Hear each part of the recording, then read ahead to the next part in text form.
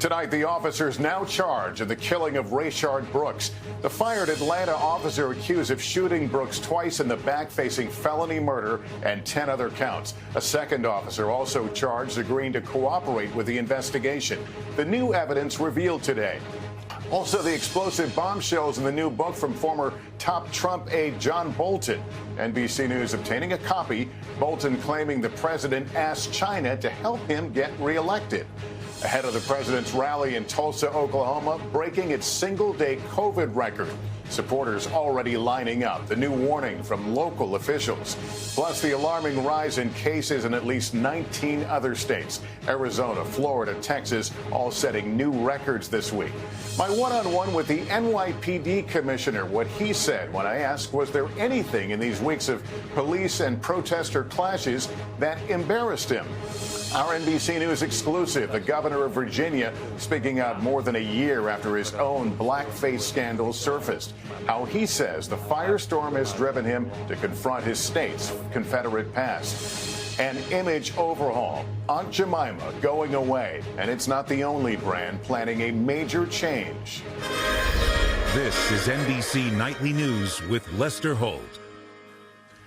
Good evening, everyone. Breaking tonight, charges filed against 2 white Atlanta police officers of the fatal shooting of a black man after an arrest turned into a struggle over a taser gun. The now fired officer who shot a fleeing Rayshard Brooks has been charged with felony murder and several other counts. His partner also charged. A swift turn of events 6 days after what began as a polite interaction turned deadly. Blaine Alexander has late details. As Rayshard Brooks lay dying in a Wendy's parking lot, prosecutors say the Atlanta police officer who shot him walked over and kicked him. The other officer stood on his shoulders, neither rendering aid for more than 2 minutes, according to District Attorney Paul Howard, today announcing both officers will face charges. We concluded and considered it as one of our important considerations that Mr. Brooks never presented himself as a threat. Former Officer Garrett Rolfe, who pulled the trigger, facing 11 charges, including felony murder. Howard says after firing the shots, the officer said this. The utterance made by Officer Rolfe was, "I got him." The second officer, Devin Brosnan, charged with aggravated assault and violating his oath. Brooks was fatally shot last Friday at a Wendy's drive-thru. When officers responded, they found him asleep in his car. Put your mouth over the mouthpiece, pull as hard as you can until I tell you to stop. Investigators say after Brooks failed a sobriety test, I think you've had too much to drink to be driving. Officers moved to arrest him. Put your hands behind your butt. Brooks began to struggle. Stop fighting! You're gonna get tased! You're gonna get tased! Stop! Investigators say he grabbed one of the tasers and ran. In this video, turning around and firing the taser at officers before he shot twice in the back.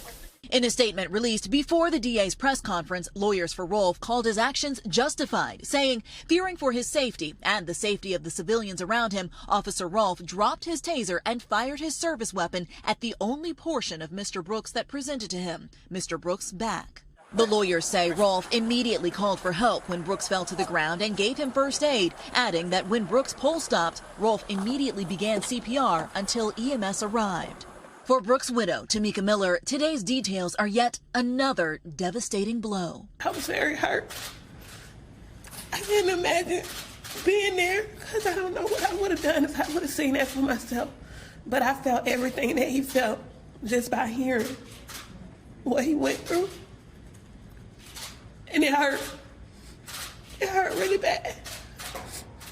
And both officers have until 6 p.m. tomorrow to turn themselves in. Now, tonight, we're also hearing from an attorney for Officer Devin Brosnan, who says that Brosnan also gave first aid to Brooks and is cooperating with the investigation. But contrary to what the prosecutor said, he has not agreed to be a witness for the prosecution. Now, Brosnan's attorney is also slamming the DA for what he calls a rush to misjudgment. Lester? Blaine Alexander tonight. Thanks. Another story developing late today. Former National Security Advisor John Bolton is offering a stinging assessment of his former boss, President Trump, in excerpts of his new book that were just revealed. Here's Peter Alexander. Tonight, a blistering portrayal of President Trump from his former National Security Advisor John Bolton. Bolton writes the Trump presidency is not grounded in philosophy, grand strategy, or policy. It is grounded in Trump. adding, "I'm hard-pressed to identify any significant Trump decision during my White House tenure that wasn't driven by re-election calculations." In a copy of his book obtained by NBC News, Bolton writes during President Trump's trade negotiations with China, he was pleading with President Xi to ensure he'd win, offering to reduce tariffs in exchange for some increases in Chinese farm product purchases to help win the crucial farm state vote. Bolton writes the president at points was willing to halt criminal investigations to, in effect, give personal favors to dictators he liked, citing cases involving China and Turkey, writing, "The pattern looked like obstruction of justice as a way of life." Bolton says he reported his concerns to Attorney General William Barr, but he acknowledges they are not necessarily impeachable offenses and that he does not know everything that happened. Bolton, who left last year, he says he resigned, the president says he fired him, also makes more personal allegations, saying the president asked if Finland was a part of Russia, and that during a meeting, Secretary of State Mike Pompeo passed him a note insulting President Trump, saying he is so full of expletive. The White House has not responded to Bolton's accusations, but the Justice Department yesterday filed suit to delay publication, arguing Bolton never completed a mandatory review to protect national security secrets, and says the manuscript is rife with classified information. Any conversation with me is classified. Then it becomes even worse if he lies about the conversation. Bolton's lawyer has denied the book contains classified information and says the administration dragged out its review process to keep the president from being embarrassed. So far, neither the Attorney General nor Secretary of State has responded to Bolton's accusations. Lester? Peter Alexander in a rainy White House lawn there. Thank you. Tonight, the president is looking toward his first big campaign rally in months, despite the risks of drawing tens of thousands of people together. With more on that, here's Kristen Welker. With just 3 days until President Trump's rally in Tulsa, Oklahoma, Trump supporters already camping out. I'm not any more concerned about the coronavirus in the BOK than I am in Walmart. At the White House, the president determined to move forward. When you come to the rally, as if any event, you assume a personal risk. That is just what you do. When you go to a baseball game, you assume a risk. But cases in Oklahoma are surging, the state experiencing its highest single-day increase Tuesday. State health officials had asked the campaign to postpone the event, but now that it's moving forward, they're urging masks and social distancing. We're concerned. I mean, people coming together without taking precautions is what causes the virus to transmit. Even the nation's top infectious disease expert said he would not attend a big rally right now. Dr. Anthony Fauci telling the Daily Beast overnight, "I'm in a high-risk category. Personally, I would not. Of course not." On the trail, Joe Biden sharply critical today. Donald Trump's failure to fight the coronavirus with the same energy and focus that he uses to troll his enemies on Twitter has cost us lives. The president looking to energize his base with a rally that's high risk and high stakes. Kristen Welker, NBC News, Washington. Beyond Oklahoma, the number of COVID cases is on the rise in many other states, raising the question, is this a second wave or still part of the first? Sam Brock has more. In Arizona, hospitalizations hit another high today. This Banner Medical Center nurse exhausted from her shift in the ICU. You try to reassure them that it's gonna be okay, and then it's not. The governor says the cases are higher because they're testing more people, but public health experts say the more important statistic is the percentage of people testing positive. The fact that it's going up is really quite concerning. It's not just a matter of more cases that we're testing, but also a lot more people are getting the COVID virus.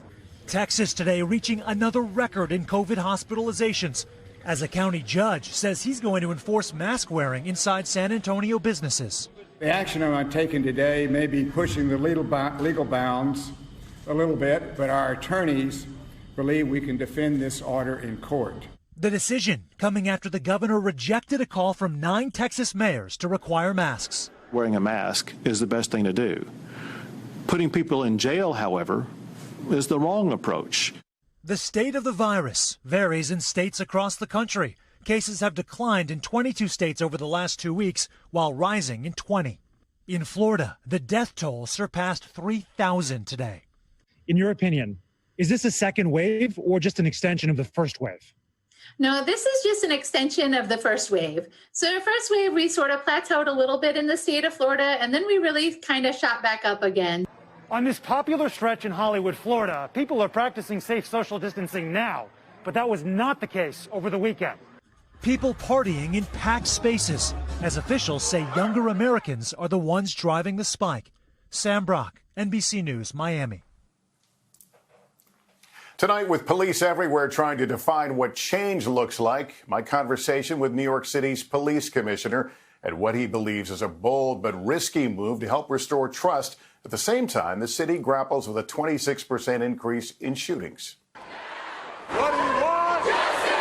Their demands for change have thundered through halls of justice across the country, and with unusual speed, cities are making changes. Tonight, NYPD Commissioner Dermot Shea is speaking out about his move to disband a 600-member plainclothes anti-crime unit he considers the last vestige of stop and frisk. You are reassigning hundreds of cops who otherwise would be going after people with guns right now at a time that gun violence is increasing in this city.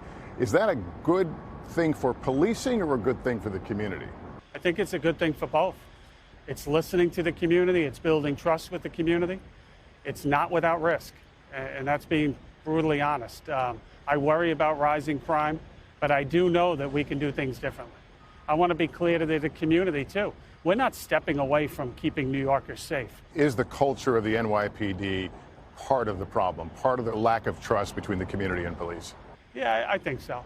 I think so. Like any great agency, we are a proud agency. It's made up of, I think, the best this city has to offer. But we also have to look inward at times, and we're not imperfect. I asked about those clashes between police and protesters, police at times targets, and some officers accused of going too far. Was there a moment over the last couple of weeks that left you feeling embarrassed or left you feeling, oh my God, they're right? My overwhelming feeling over the last 2-3 weeks is proud of the work that law enforcement has done in this city under extremely difficult circumstances. I'm talking about bricks, fire extinguishers, being shot at, being stabbed, having Molotov cocktails thrown. I am proud of what they did. We made mistakes. Did I see isolated incidents and take swift action because the actions were wrong?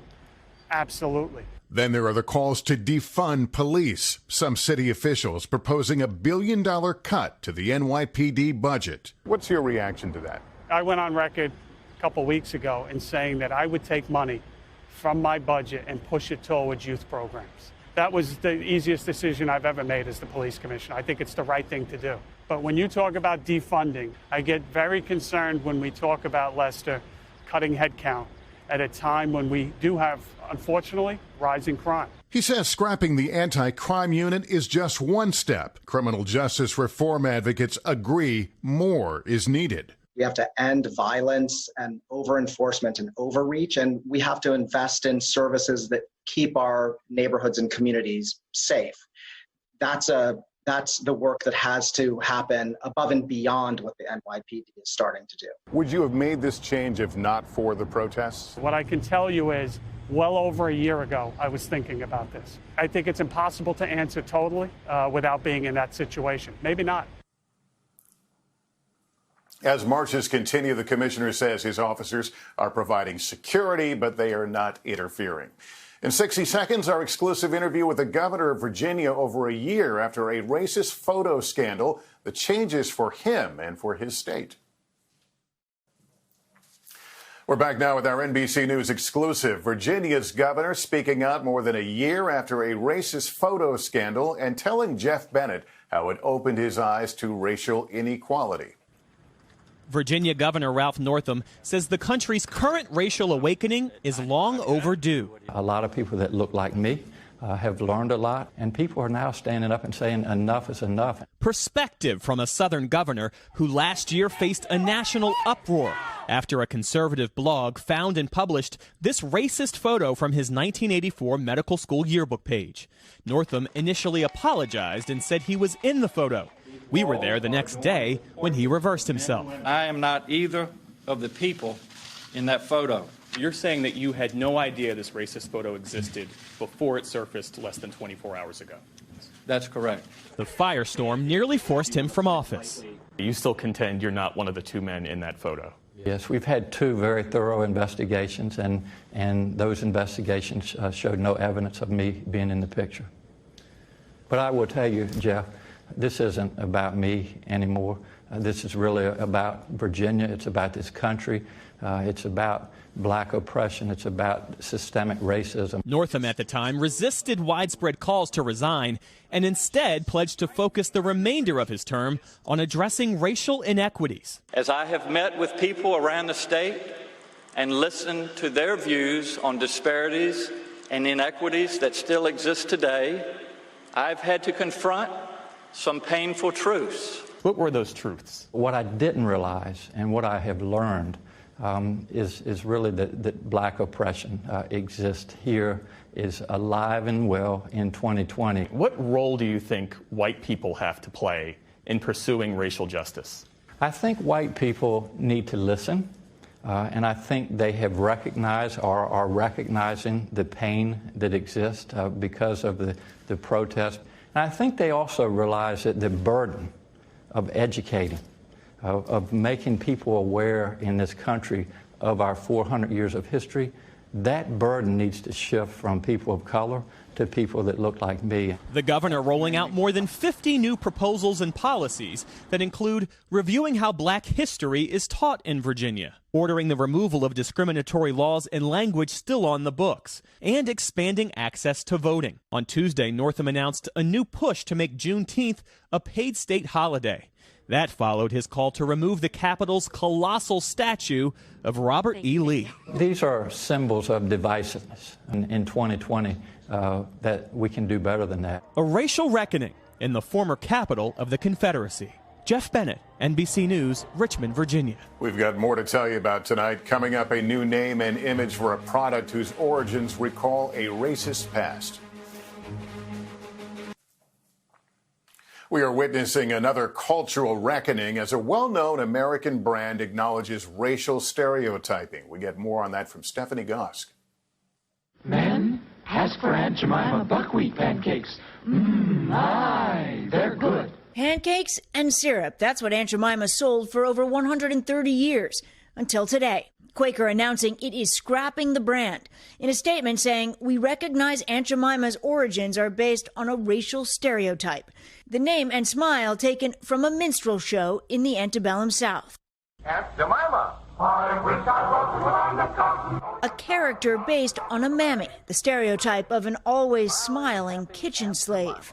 Aunt Jemima is that kind of stereotype that is premised on this idea of black inferiority. With demonstrations protesting racial inequality, pressure was mounting on Quaker. Baby, you hungry? Then this TikTok from singer Kirby went viral. She called it "How to Make a Non-Racist Breakfast." Not today. Black Lives Matter, people.